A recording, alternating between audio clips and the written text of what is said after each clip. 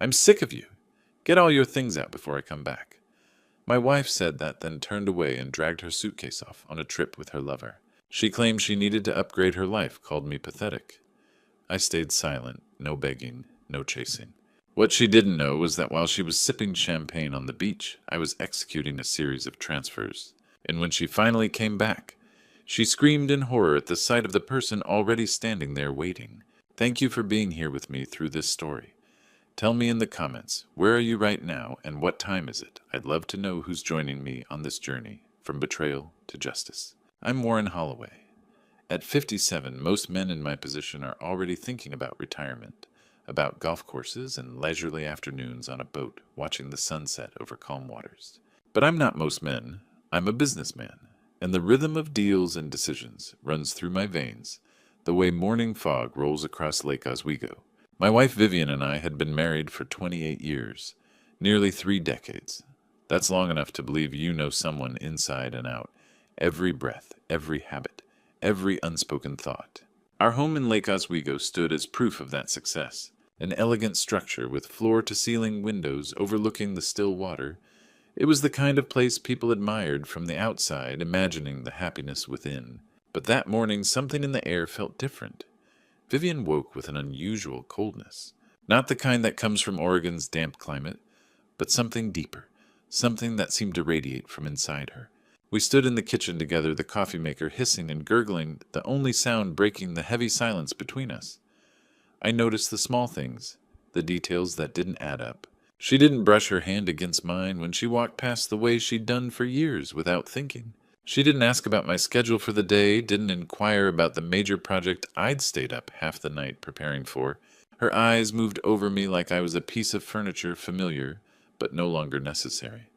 The intimacy that had woven us together for 28 years seemed to have evaporated overnight. I stood there watching her reflection in the window glass, feeling something cold settle in my chest. An instinct, a warning I tried to ignore. The morning light filtered through the windows, casting long shadows across the hardwood floors. The house was beautiful, quiet, perfect even.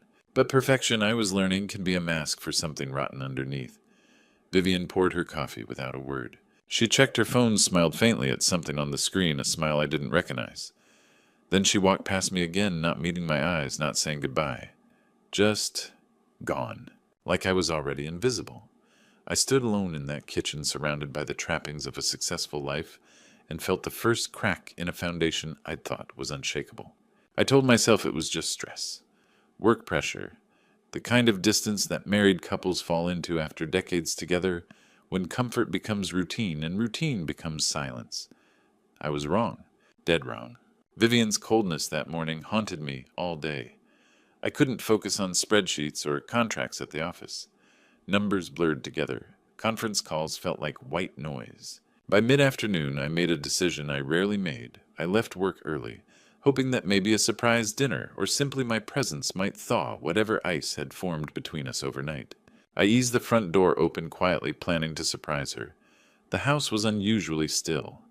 Then I heard voices drifting from the small sitting room at the back. Vivian's voice. She was on the phone with someone, her tone lighter than it had been with me in weeks. I paused in the hallway, about to call out her name, but something in her words stopped me cold. "It's time for an upgrade, Roz." Vivian's voice carried through the doorway, sharp and clear. "I've been comfortable for too long. He's stable, predictable, but that's all he is. Nothing exciting. Nothing new. Upgrade." The word hit me like a physical blow. I stood there, frozen, my briefcase still in hand.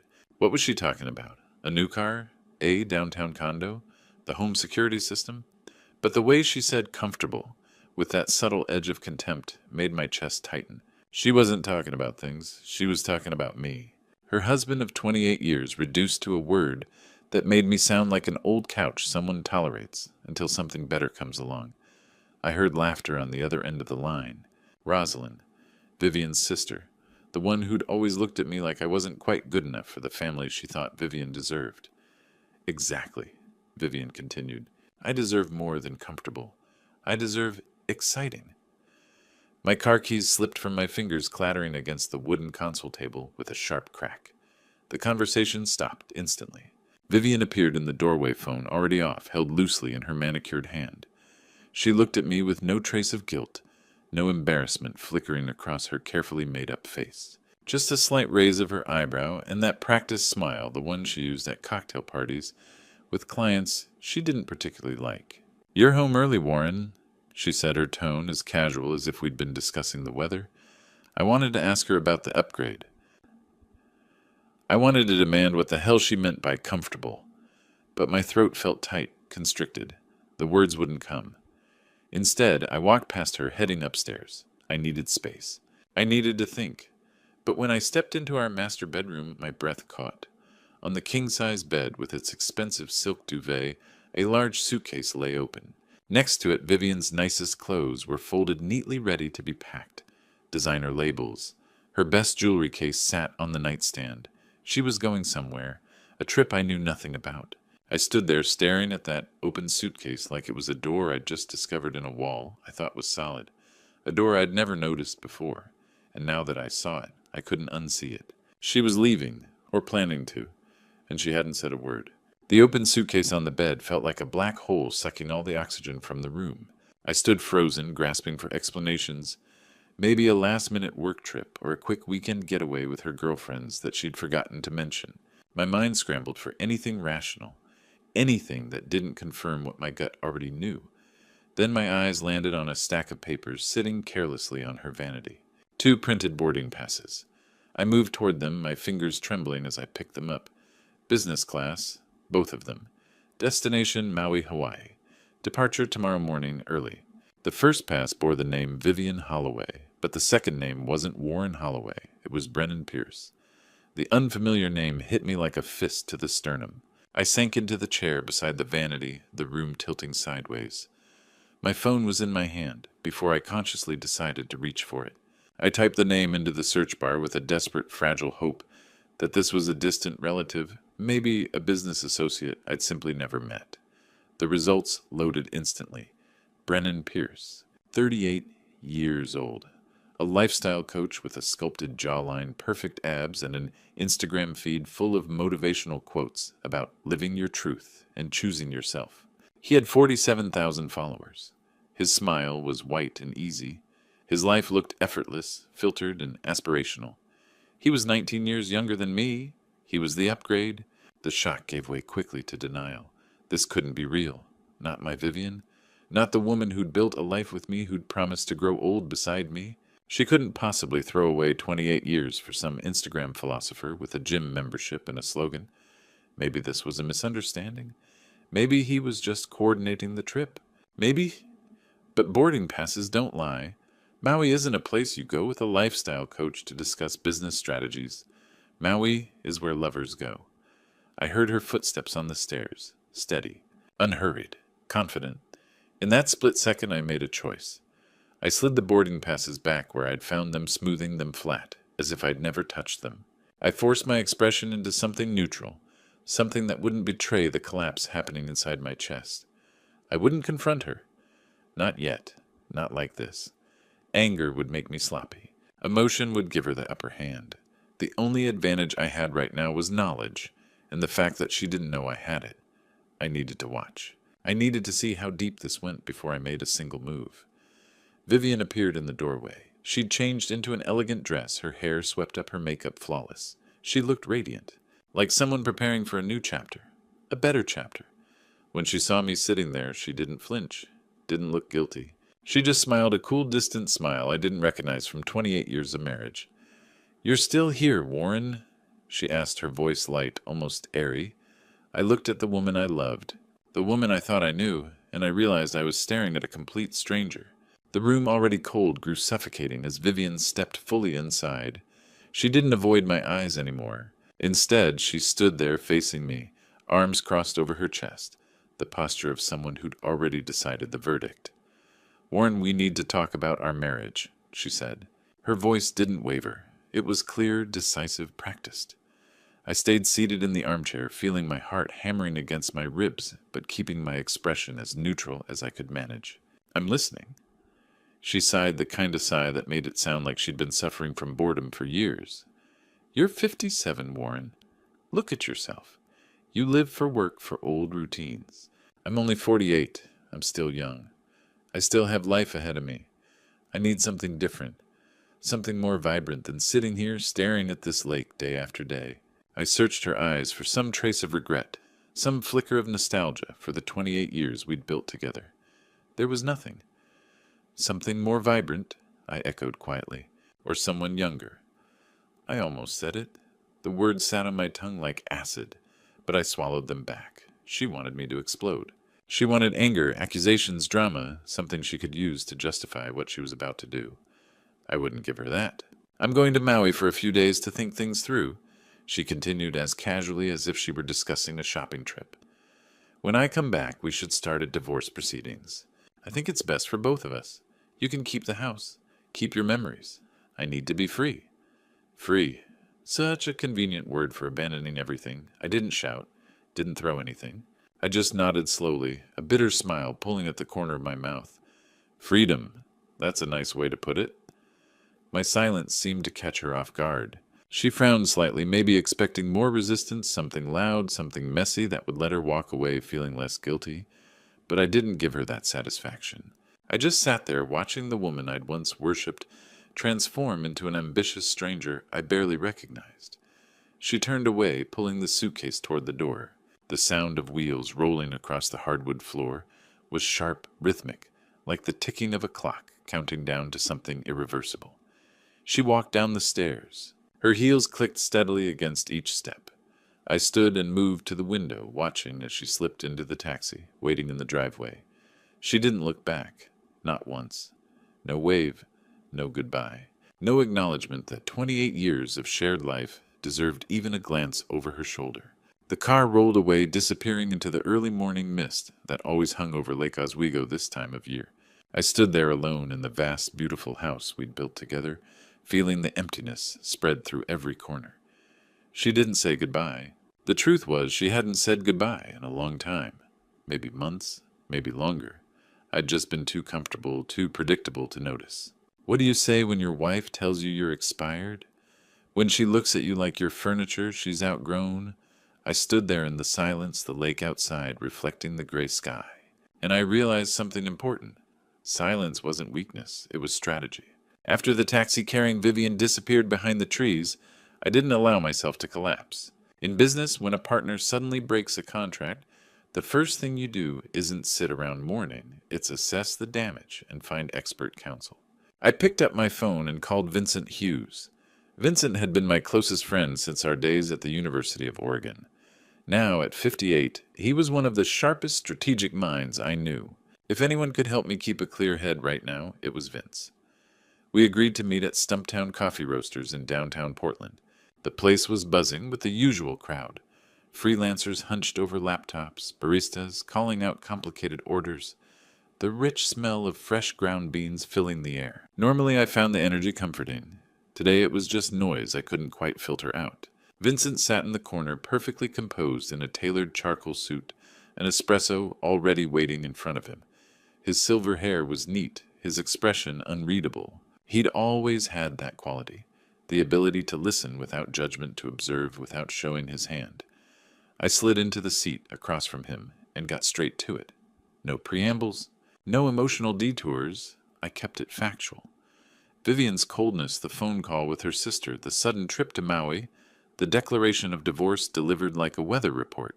She wants to end 28 years with a vacation announcement. I said, my voice flat. Vincent listened without interruption, his eyes narrowing slightly behind his expensive frames. He didn't offer platitudes or sympathetic nods. He knew I wasn't here for pity. I understand, Warren, he said, finally setting his cup down with precision. In situations like this, emotion is the enemy of assets. Let me refer you to some attorneys. Not your average family lawyers. I'm talking about specialists who handle complex divorces with significant estates. People who will make sure she doesn't walk away with a single dollar more than she's legally entitled to. He didn't elaborate on what else he might be able to help with beyond legal strategy, but I knew Vincent. He always had cards he didn't show until the right moment. He saw things other people missed. I nodded, absorbing the advice, already mentally shifting into the mode I used when negotiating difficult deals. Detachment, strategy, control. As I stood to leave, Vincent's hand landed on my shoulder. His grip was firm, his gaze suddenly sharp. Warren, he said, pulling me back. Before you start this fight, ask yourself something honestly. I waited. How well do you really know your wife? The question hit me like cold water. I'd lived with Vivian for 28 years. Shared a bed, shared a home, shared what I thought was a life. But that cold look in her eyes this morning, the secret plans with a man I'd never heard of at all, made me realize I might only know the version of her she'd wanted me to see. I stood there, unable to answer. Vincent didn't push. He just leaned back, his expression thoughtful, almost sad. Think about it, he said quietly. I walked out of Stumptown into the gray Portland afternoon, the city noise swirling around me, car horns, street musicians, the hiss of a MAX train pulling into the station. But all I could hear was Vincent's question echoing in my mind like a warning. How well did I know her? And more importantly, what else was she hiding?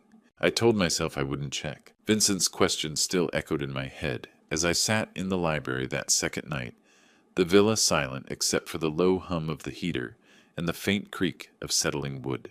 Outside, the lake reflected the dying light of another Oregon sunset, all amber and bruised purple.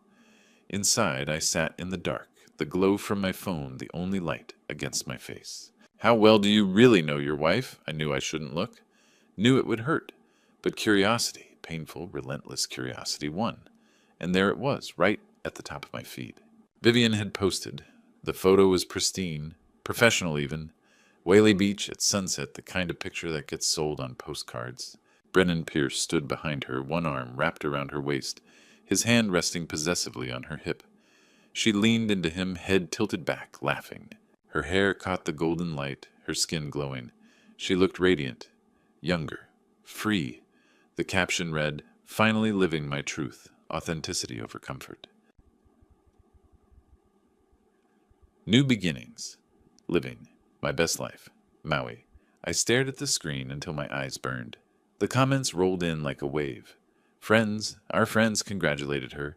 So happy for you. And you deserve this. And it's about time. One even said, new chapter. New adventures. No one asked about me. Not one person. 28 years. I'd protected her, provided for her, built a life with her. And now I was the obstacle. The old couch she'd finally replaced. The outdated model she'd traded in for something sleeker, shinier, younger. I set the phone down on the armrest, my hand shaking. Pain, sharp, white-hot pain flooded my chest first. But it didn't stay. It cooled, hardened, turned into something colder, something calculated. This wasn't just an affair anymore. This was public humiliation, a declaration. She wasn't hiding it. She was celebrating it. And she expected me to sit here quietly while she paraded her upgrade across social media like a trophy.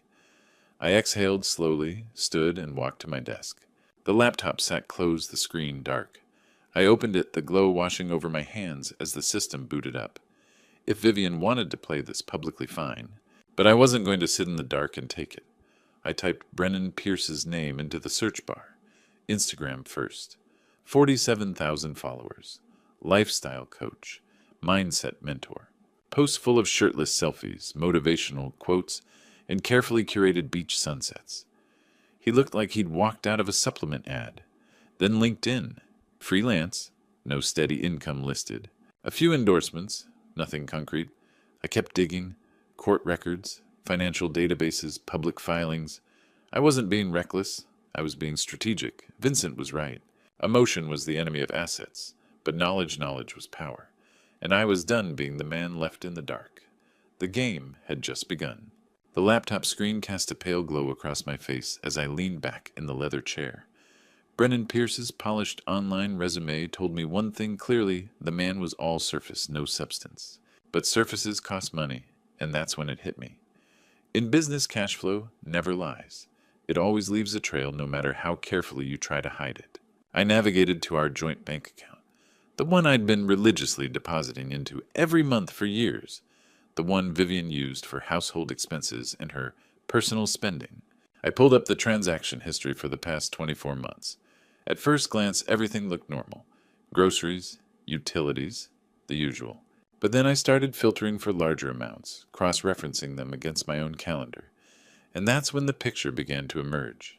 Over the past 18 months, a total of $340 $1,000 had been withdrawn or spent on expenses I couldn't account for.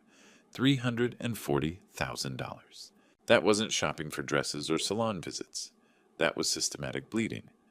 I scrolled through the statements, my blood turning cold. Line after line of five-star restaurant charges in Portland. Stays at boutique hotels right here in the city where Brennan ran his so-called coaching practice. Recurring payments to high-end men's fashion stores, and then buried among the rest, multiple transactions at Tiffany & Co. She'd been funding him, buying him tailored suits, paying for their romantic dinners, bankrolling their entire affair, possibly even this Maui trip with my money. Money I'd earned building a business from the ground up while she played house. The emotional betrayal had been a gut punch, but this was a knife in the back twisted slow. I clicked print. The printer whirred in the silent darkness, spitting out page after page of evidence. Each line, each number, a damning indictment of the woman I'd trusted with everything.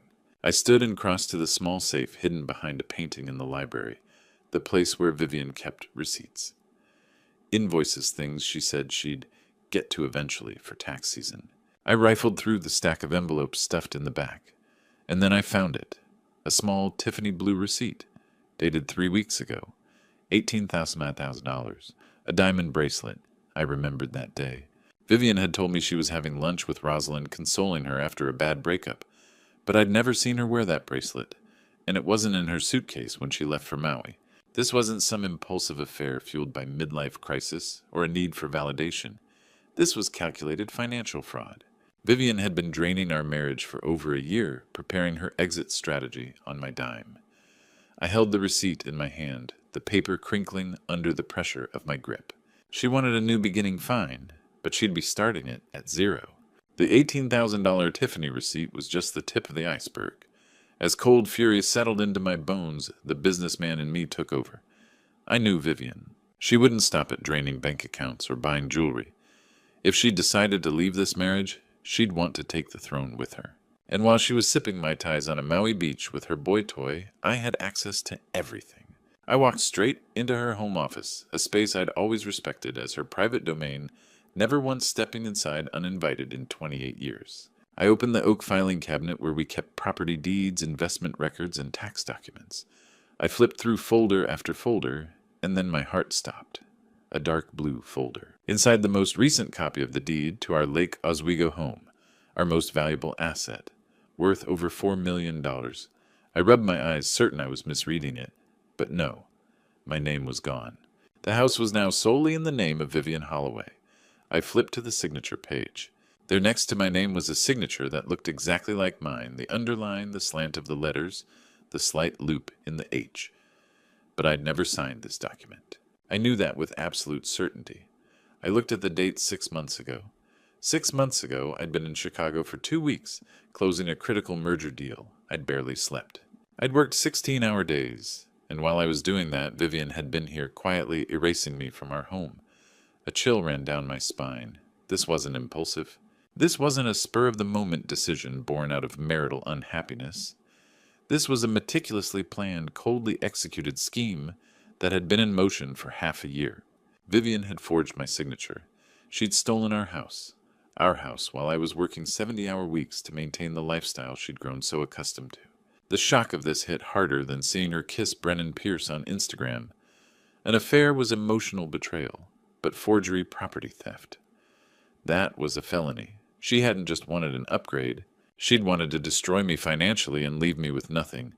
Everything clicked into place now. The coldness, the secret phone calls with Rosalind, the systematic cash withdrawals.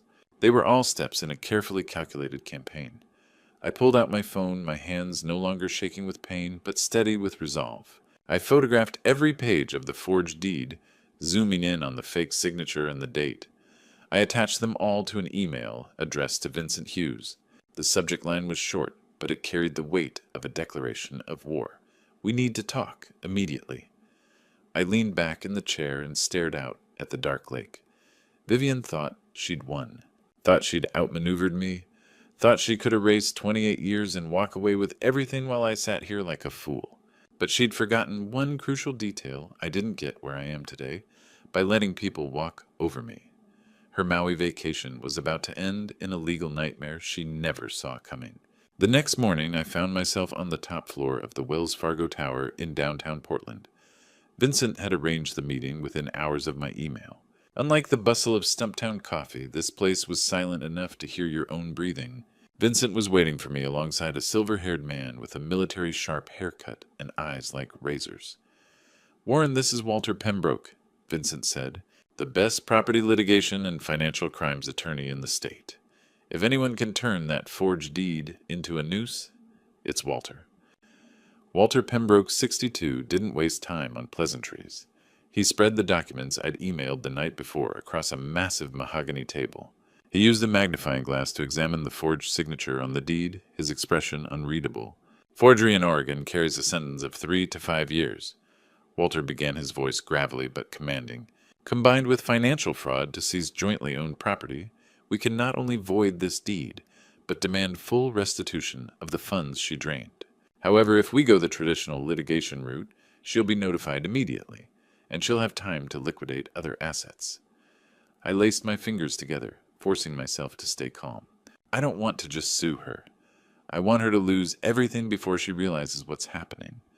Walter's lips curved into a smile, cold, calculated, without warmth. "Then we use her own weapon against her. On paper, she's the sole owner now. That means she has the legal right to sell the house.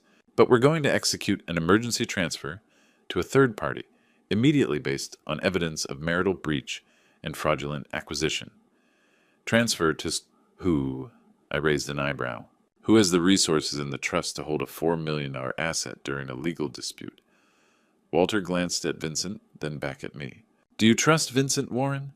We've prepared a legal trust entity under a confidential buyer. This buyer will hold the property, legally stripping Vivian of any ability to use it as collateral or as a residence when she returns." I looked at Vincent. He nodded, once silent reassurance built on nearly 40 years of friendship. I picked up the pen. My hand didn't shake. I signed the emergency property transfer authorization. I still didn't know the real identity of the buyer behind the trust, but at this point I was willing to bet on anyone as long as it wasn't Vivian. "Done," Walter said, gathering the contracts with the satisfaction of a hunter who'd just set the perfect trap. "Within 72 hours, the house will be legally protected. When your wife lands from Maui, she'll find that the key in her purse won't open the door at Lake Oswego anymore." I walked out of that office feeling a new kind of power coursing through my veins.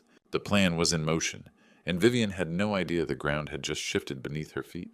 When I returned home from Walter Pembroke's office, the mansion felt less like a fortress and more like a mausoleum. I sat in my study watching the sunset cast blood-red streaks across the hardwood floors. A tentative knock broke the suffocating silence. It was Denise Kramer, our housekeeper for the past 12 years. At 46, Denise wasn't just staff. She was someone I'd trusted like family. She'd been there for Tamara's high school graduation, for holiday dinners, for every quiet morning coffee ritual. But today she stood in the doorway with red-rimmed eyes and trembling hands. She burst into tears before I could say a word. "Mr. Holloway, I can't keep it in anymore. My conscience won't let me." I stayed seated, instinct telling me another truth was about to surface. "Sit down, Denise. Tell me what's going on." Her voice broke with every sentence, each word cutting like glass. She confessed that she'd known about Brennan Pierce for 10 months. He hadn't just existed on Instagram or in five-star restaurants. He'd been here, in my home, in my bed, every time I traveled for business. "Mrs. Holloway threatened me," Denise said, wiping her eyes. "She said if I told you anything, she'd accuse me of stealing and fire me without severance or references. I need this job, Mr. Holloway. I've got my mother in Vancouver. She's sick. I couldn't risk it. 10 months. For nearly a year, the person I trusted most in this house had watched my wife bring her lover into our bedroom. And every time I came home, Denise had smiled, poured my coffee, acted like nothing had happened. The pain of betrayal surged again, but this time it carried something darker: isolation. "Do you know what your silence was, Denise?" I said, my voice so cold it didn't sound like my own. "It wasn't loyalty. It was complicity." She flinched as if I'd struck her. "I'm so sorry, Mr. Holloway." I was terrified. But when I saw her post those photos from Maui, I couldn't live with it anymore. "You're a good man. You didn't deserve this." Her guilt offered now felt too little too late. In this game, the people who stood on the sidelines and said nothing sometimes inflicted deeper wounds than the ones who wielded the knife. Will you keep me on? She asked, her voice barely above a whisper. I looked at the woman who'd been part of my household for over a decade and felt something irreparable break. I need time to think, Denise. Right now, I can't trust anyone in this house. She bowed her head and left quietly, the door clicking shut like the end of a chapter. I sat alone in the dark as night fell over Lake Oswego. Vincent's question echoed in my mind. How well do you really know your wife? And now I had to ask another, how well do I know anyone around me? The isolation pressed in on me. In this multi-million-dollar house, surrounded by expensive furniture and 28 years of memories, I realized I was a stranger, living among wolves in human skin. The isolation from Denise's confession still lingered, but I didn't have time to wallow. My phone buzzed. Vincent? Get to Walter's office. Now. Everything's done. There's something you need to know. When I walked into the conference room, the atmosphere felt different. Less tense, almost victorious. Walter was reorganizing a thick stack of files. Vincent stood by the window, looking down at the rush-hour traffic crawling through downtown Portland. It's done, Walter said, sliding a transaction confirmation across the table. The Lake Oswego property has been officially transferred to a legal entity called VH Strategic Trust. Your wife no longer has any ownership claim to the house. I nodded, but curiosity gnawed at me. So who's behind the trust? You said it was a buyer I could trust. Vincent turned from the window and looked me straight in the eye. A faint smile crossed his calm face. It's me, Warren. I'm the buyer. I froze. Why would you do that? You dropped millions on a house in the middle of a legal war. Not a purchase in the traditional sense. Vincent said, his voice steady and warm. I used my personal investment fund to execute a conditional sale.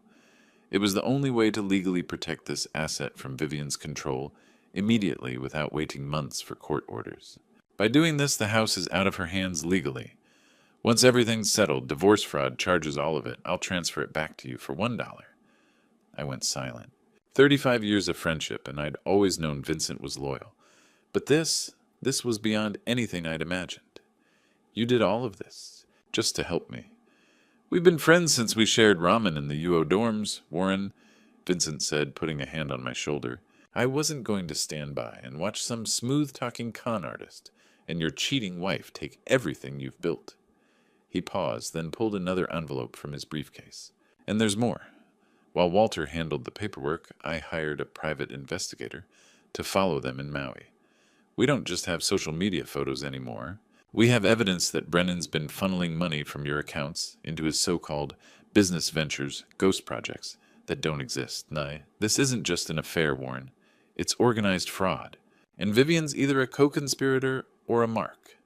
The new truth hit me like a shockwave. I didn't feel isolated anymore. I had the best people in my corner, and they were preparing a finishing blow Vivian would never see coming. She's landing tomorrow morning, Vincent said, glancing at his watch before turning back to me with sharp, cold eyes. Everything's in place. Locks changed, security upgraded. Account freeze orders ready to execute the moment she touches down at PDX. Are you ready, Warren? I took a deep breath, feeling the steel return to my spine. I'm ready. It's time to end this.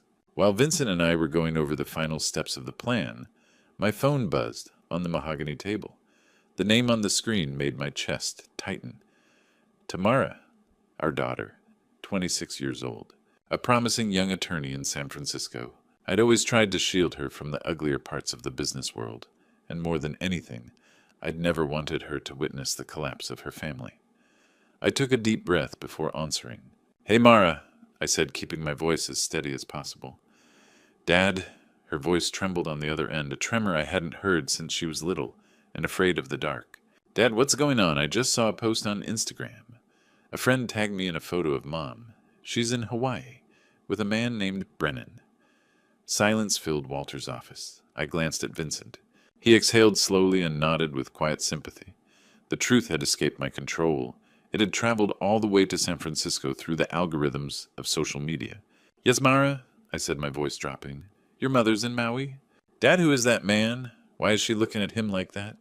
Her voice cracked, then sharpened into something colder, sharper, lawyerly. She's cheating on you. Isn't she? People are talking online. They're saying he's her new boyfriend. Tell me the truth. The pain of Vivian's betrayal flared again, but this time it was for my daughter's suffering. I could have dumped it all on her, right then the bank statements, the forged deed, every piece of evidence. But I didn't. I wouldn't weaponize my daughter in this war. Mara, listen to me, I said slowly, carefully. I'm not going to ask you to pick sides or believe me right now. I want you to keep a cool head the way I taught you. Don't just look at photos. Find the truth yourself when you're ready. But I can confirm one thing: your mother and I are standing at a crossroads we can't come back from. There was a long pause. I could hear her breathing fast and shallow. Finally she spoke again, and her voice had regained the steel of a Holloway lawyer. I'm flying home tomorrow morning, she said. I need to be there. I can't let you face this alone, and I need to hear Mom explain this to my face. I understand. I'll pick you up at the airport, I said, knowing that tomorrow morning was going to be a legal and emotional battlefield. I hung up and stood walking to the floor-to-ceiling windows of Walter's office. The city lights were beginning to flicker on below, but my mind was fixed on the house in Lake Oswego, where tomorrow the perfect veneer of a happy family would finally shatter. I looked at my reflection in the glass. A 57-year-old man who'd just lost his wife of 28 years discovered he'd been betrayed financially and emotionally, and now had to face his daughter's pain. But in those eyes there was no shock or anguish anymore, only cold resolve. Tomorrow, when the plane from Maui touched down, every lie would come due. Tomorrow it would all end. The black luxury sedan rolled slowly up the cobblestone driveway of the Lake Oswego estate. It was mid-morning, the kind of crisp Oregon morning where mist still clung to the surface of the lake behind the house. Sunlight filtered through the Douglas firs lining the property, casting long shadows across the manicured lawn. Vivian stepped out, her skin glowing with a fresh Maui tan, her eyes bright with smug satisfaction. She looked like a woman who just won something. Beside her, Brennan Pierce emerged, adjusting the collar of his expensive linen shirt and taking in the sprawling architecture with barely concealed hunger. "This is your place?" he said, his voice dripping with admiration and greed. "Damn, Viv, I didn't know it was this nice." Vivian smiled the smile of a conqueror. She laced her fingers through his and pulled him toward the front door. "Our place, Brennan. Soon everything here will be ours. Warren's a creature of habit. He'll accept reality and move on." She reached into her Chanel bag and pulled out the smart key, the same key that had opened this door for over a decade. For Vivian, this wasn't just unlocking a house. It was unlocking the next chapter of her carefully orchestrated life. She inserted the key into the lock.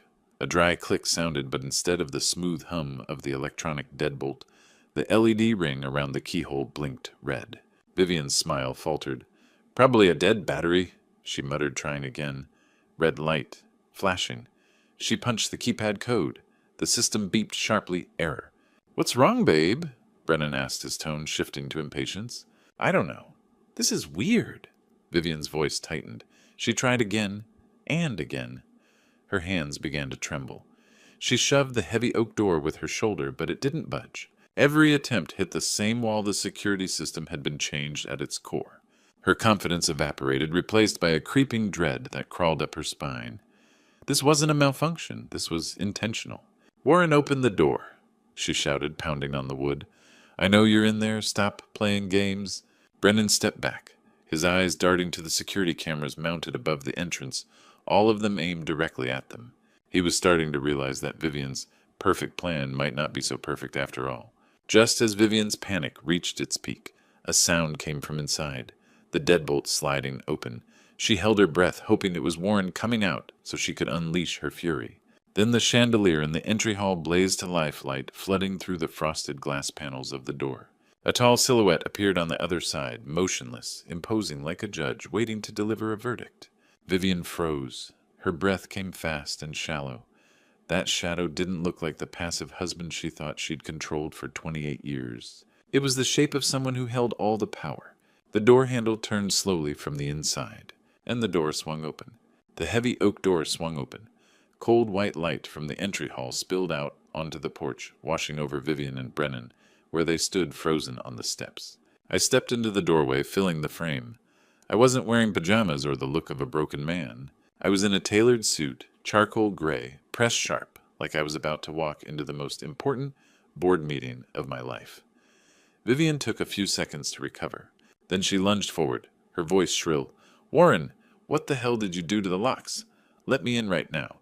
Do you have any idea how exhausted I am after that flight?" I didn't move. My eyes locked onto hers, cold and unblinking. "You're not getting in, Vivian. And you're never getting in again. This isn't your house anymore." Vivian laughed, a sharp, mocking sound. She turned to Brennan as if looking for backup. "Have you lost your mind? This is our house. I've lived here for 15 years, and I have legal rights to every square foot of this property." For the first time, I shifted my gaze to the man standing beside her. Brennan Pierce. In person, he looked even thinner and more fake than his Instagram photos. He was trying to puff himself up, trying to look intimidating, but his eyes kept darting around. Fear. Pure fear. 38 years old, I said slowly, my voice even, but laced with steel. "A lifestyle coach. You picked the wrong mark, Brennan. You look fit, I'll give you that. But you're not smart enough to play this game." "Watch your mouth, old man," Brennan said, stepping forward. But he froze the second he saw the unnerving calm in my face. Vivian shrieked, cutting through the tension. "Don't you threaten him? Warren, you need to remember that my name is on the deed to this house. I'm the sole owner now. If you don't step aside, I'm calling the police for trespassing." I smiled. Bitter, cold, victorious. "That deed you're talking about. The one you signed 6 months ago while I was in Chicago. Vivian, that's a forged deed. You faked my signature. And in the world of adults, that's called a felony." Vivian's face went from flushed red to ghostly white in an instant. Her lips trembled, trying to form a denial, but her throat seemed to close up. She hadn't expected me to discover it so quickly, and she certainly hadn't expected me to throw it in her face right here on the front steps. Just then, a pair of headlights swept up the driveway. Another black Mercedes pulled in and parked directly behind Vivian's car. The door opened, and Vincent Hughes stepped out, holding a leather briefcase. He walked with measured confidence, every step exuding the authority of someone who'd come to finish the game. Vincent stood beside me, nodded once in my direction, then turned to face Vivian with the cold gaze of a judge. "Hello, Vivian," Vincent said, his voice calm to the point of being chilling. "I think we have quite a bit of paperwork to fill out tonight, and a few notices from the district attorney's office to deliver." Vincent stepped onto the stone porch and stood shoulder to shoulder with me. He wasn't in a hurry. Every movement was deliberate, and the air around us seemed to thicken with invisible pressure. "Let me clarify something for you, Vivian," Vincent said, his voice cold and razor-sharp.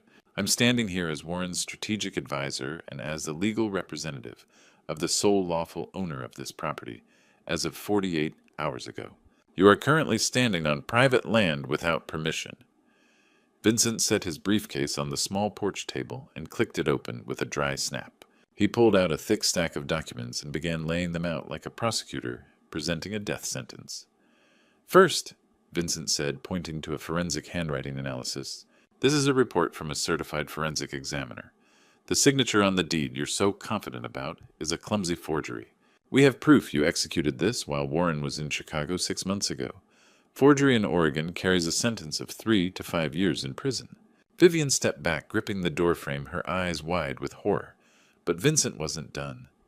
"Second," he said, pulling out a stack of bank statements covered in red highlights, $340,000 withdrawn over the past 18 months. We've traced every charge: Tiffany receipts, 5-star restaurants, boutique hotels where you and this man spent your time." And Vincent glanced at Brennan with utter contempt. "We also have printed emails between you and Rosalind discussing how to bleed Warren's assets to fund your boy, Toy, here. That's financial fraud and embezzlement, Vivian, and you'll be paying back every single cent." Brennan, who'd been trying to maintain some composure, completely crumbled. He looked at Vivian like she was diseased. "What forged signatures?" 18 months. You told me you were divorced. You told me this house was yours. You lied to me." Vincent turned to Brennan, his eyes narrowing dangerously. "Mr. Pierce, don't play the victim so fast. As the direct beneficiary of embezzled funds and an active participant in this scheme, you're facing charges of conspiracy to commit fraud 2 to 4 years. Our private investigator has footage of you in Maui using credit cards in Warren's name. You're complicit." The moment Brennan heard prison, every trace of his polished lifestyle coach persona evaporated.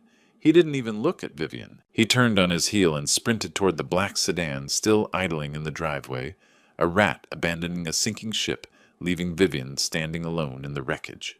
Vivian watched him go, then turned back to me. Her eyes were hollow, now stripped of everything confidence, arrogance, hope. 28 years of marriage, months of calculated scheming dreams of a glittering upgrade. All of it collapsed at her feet in a matter of minutes. "Warren, she whispered, her legs buckling. Vivian sank onto the stone steps, her carefully styled hair falling across her face. Just then, from the entrance to the Lake Oswego estate, red and blue lights began flashing, cutting through the quiet morning. The wail of police sirens echoed up the driveway, signaling that justice wasn't just coming in the form of legal documents, it was coming with handcuffs. The sirens cut off as 2 Lake Oswego police patrol cars pulled in behind Vincent's Mercedes. 3 officers stepped out, flashlights sweeping across the estate before settling on the group standing on the porch. A middle-aged officer, clearly the senior, approached. "We received a report of document forgery and property theft," the officer said, his eyes moving between Warren and Vincent. Vincent stepped forward, his demeanor utterly professional. He presented his bar association card and the stack of prepared documents. "I'm Vincent Hughes, legal counsel for the owner of this property. This is evidence that Mrs. Vivian Holloway forged her husband's signature on a property deed and executed fraudulent financial transactions totaling hundreds of thousands of dollars. Everything has been verified by a certified forensic examiner and notarized." Vivian, still on the stone steps, suddenly scrambled to her feet. She lunged for my arm, her voice breaking into panic. "Warren, you can't do this. We're married. Don't 28 years mean anything to you?" "I'm sorry. He seduced me. I was manipulated, Warren. Please tell them to leave." She began sobbing, tears streaking down her expensive foundation, now smeared and ruined. "I was so afraid of getting old. I just wanted to feel alive again. I didn't mean to hurt you." I looked down at the woman kneeling before me and felt nothing but a hollow emptiness. "You weren't afraid of losing what we had, Vivian," I said, my voice so calm it surprised even me. "You just wanted to take everything that was mine to feed your own selfishness. 28 years was a life to me, but to you it was just a transaction you wanted to liquidate early." The officer, after reviewing Vincent's documents, turned to Vivian. "Mrs. Holloway, you're under arrest on suspicion of first-degree forgery and felony theft. You have the right to remain silent." The sharp click of steel handcuffs echoed in the night. Vivian screamed a desperate broken sound as the cuffs locked around her wrists. She was led away, stumbling down the cobblestone driveway she'd confidently claimed as hers just minutes before. When the patrol car door slammed shut, I stood there motionless.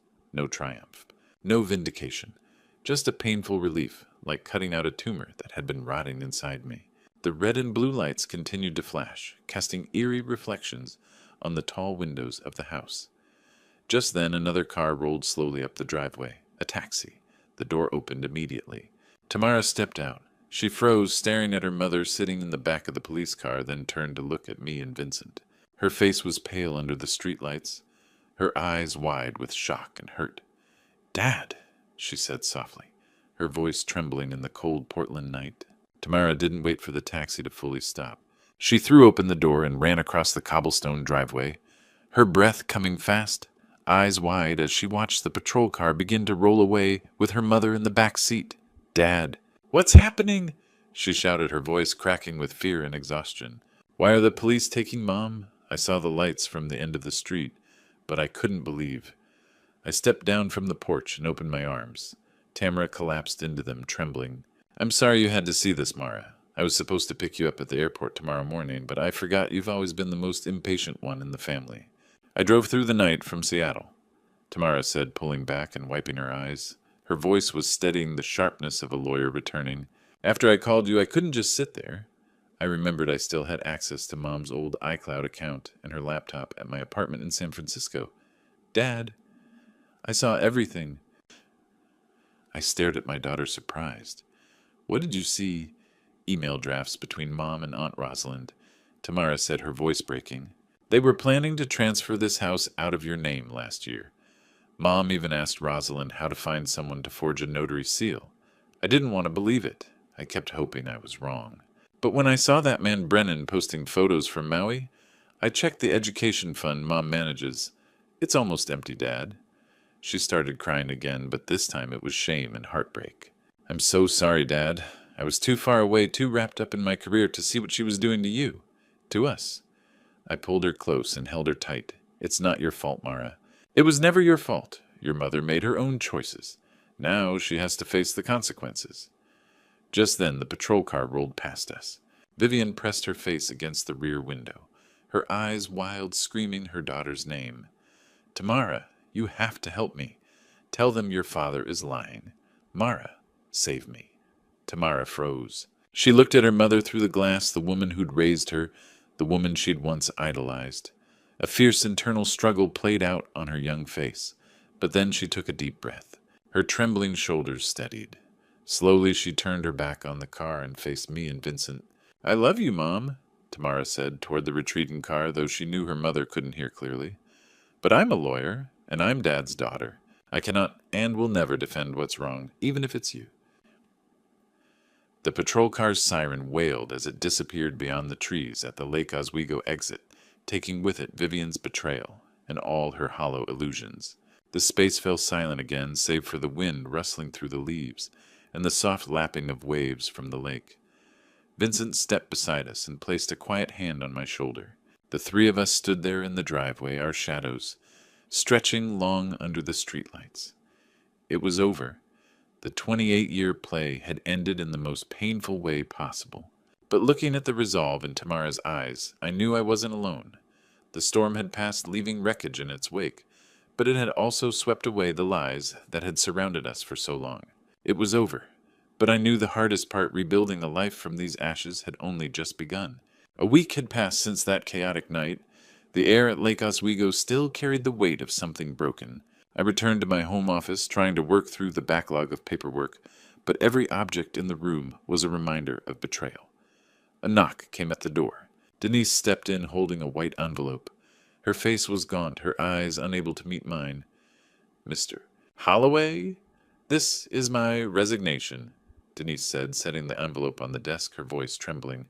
After everything that happened, I don't have the face to stay here anymore. I looked at the letter, then at the woman who'd managed this house for 12 years. A long silence filled the room. I'm not firing you, Denise, I said slowly, but you need to understand that in my world, silence isn't just keeping secrets. It's complicity.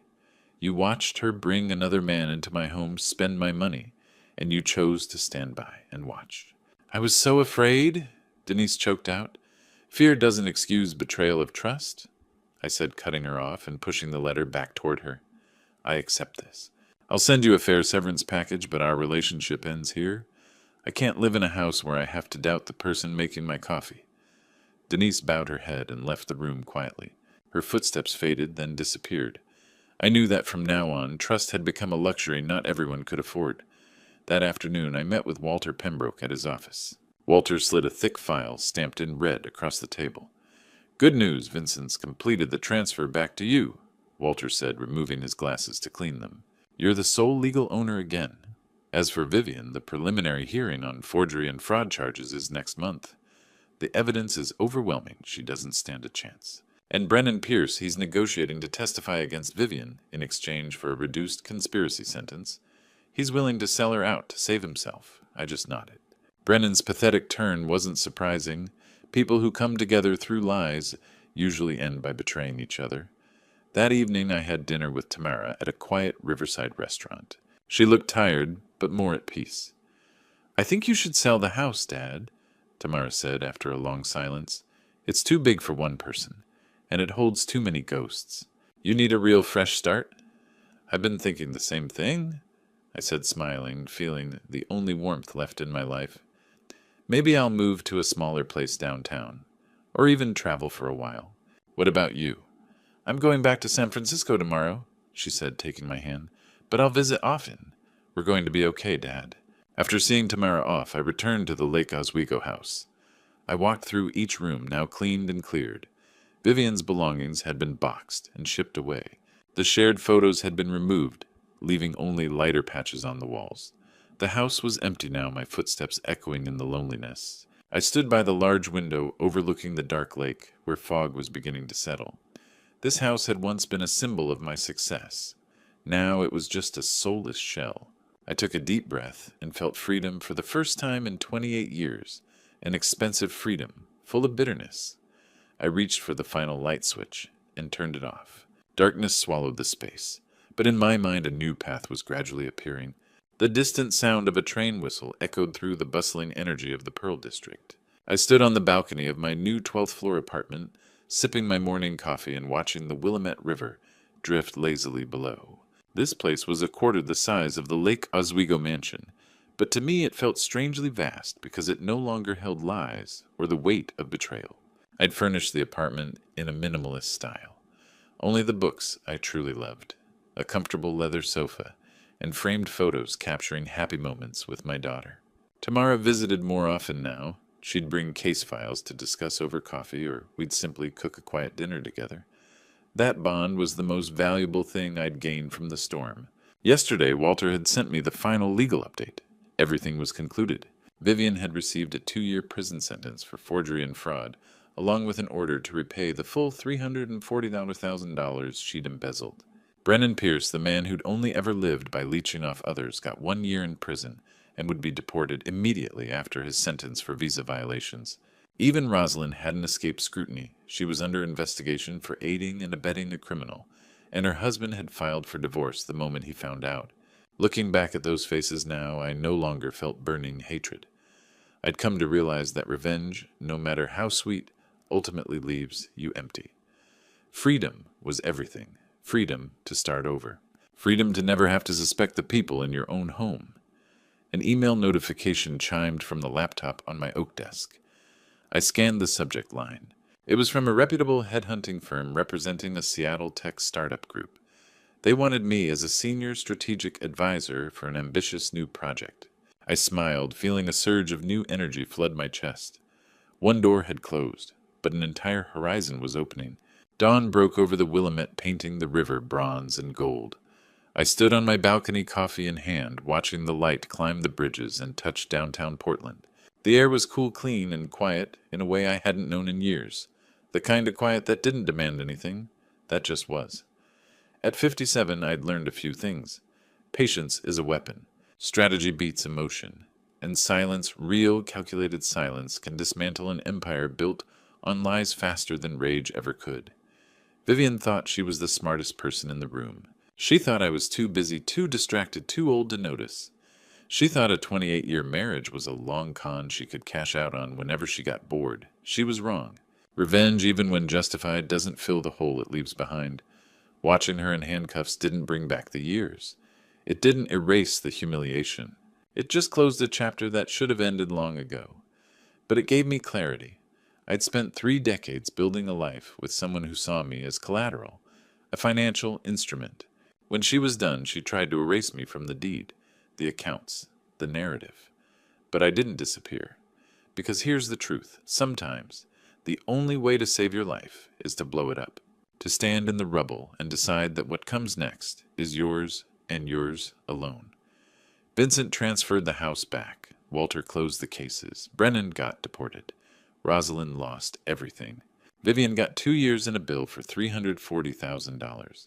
Justice had a price tag, but I didn't keep the house.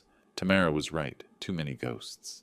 I sold it for $4.2 million and bought this place instead. 12 floors up, overlooking the river, with room for 1 person and occasional guests. Smaller, simpler. Mine. My phone buzzed on the railing. Tamara, morning, Dad. Pancakes at Blue Plate in 30. My treat. I smiled and typed back, "See you there." She'd flown in from San Francisco last night. Said she wanted to check on me, but I knew the truth. She wanted to make sure I wasn't just surviving, but actually living. And for the first time in a long time, I was. The sun cleared the horizon, flooding the balcony with light. I drained my coffee and turned back inside. There was a startup in Seattle that wanted my brain, a daughter who wanted pancakes, a river that would still be here tomorrow, and a life I was building from scratch, one honest, deliberate choice at a time. Vivian took 28 years from me, but the rest was all mine, and this time I wasn't sharing the deed. My name is Warren Holloway, and this is my true story. I'm 57 years old now, and if there's one thing I've learned from 28 years of marriage that ended in handcuffs and betrayal, it's this: don't be like me. Don't ignore the signs. Don't let loyalty blind you to the truth. Don't wait until your wife forges your signature and drains $340,000 before you wake up. I should have acted sooner. I should have asked the hard questions, but I was comfortable, distracted, too proud to admit my life was built on lies. Don't be like me. God gives us instincts for a reason. When your gut whispers that something's wrong, listen. When the numbers don't add up, investigate. When the person you love starts hiding their phone, their schedule, their heart, that's God telling you to open your eyes. I ignored him. I ignored the signs, and it cost me nearly everything. But God also gives us second chances. He gave me Vincent, a friend who stood by me when the ground collapsed. He gave me Tamara, a daughter who chose truth over comfort. And he gave me the strength to fight back, to reclaim my dignity, and to rebuild. This is one of those grandpa stories, the kind you tell to warn the next generation. These grandpa stories aren't always happy, but they're honest. And the best grandpa stories carry lessons that can save you years of pain. So here's my advice: protect what you've built. Verify what you're told. And never ignore what God is showing you. Because this true story, my true story, is also your warning. This true story didn't have to end in a courtroom. It could have ended in honesty years ago. Don't be like me. Learn from my mistakes. And when God whispers, listen,